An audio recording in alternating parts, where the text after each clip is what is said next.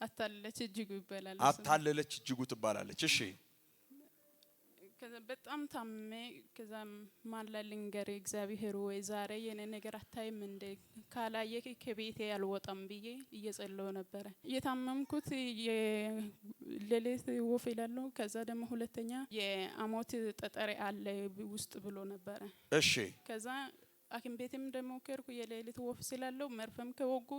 መሞቱ አይቀርም ነበር እሺ ምን ያህል ጊዜ ታመምሽ 3 ወር በላይ ነው እዚህ የመጣውበት ሰዓት ራሱ ከዚህ በፊትም እየታመምኩ ነው ዝም ብዬ እሺ ታመሽ ነው የመጣሽው እየታመምኩት የመጀመሪያ ቀኔ ነው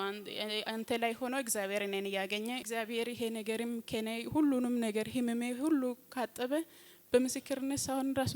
ምን ብዙ ነገር አረጋለሁ ብዬ ነበርኩ ውስጤ ማለት ነው እሷ ላይ ግን ምንም ነገር አልነገርኩም ከዛ እንደዚህ ብዬ እኔ ራሴ ዳንኩትና አጋጣሚ ደግሞ እናቴም ታመመች እናቴ ስትታመማት እግዚአብሔር ወይ እኔ ላይ የደረስከው አምላክ ዛሬም ደግሞ ለእናቴ ድረስልኝ እናቴ ታማ ቤት ያለችው እኔ መመሰከር አልችልም ብዬ በቃ ዝም ብዬ ነበርኩትና በነፃ የወሰድኩት ደግሞ እግዚአብሔር ደግሞ ምንም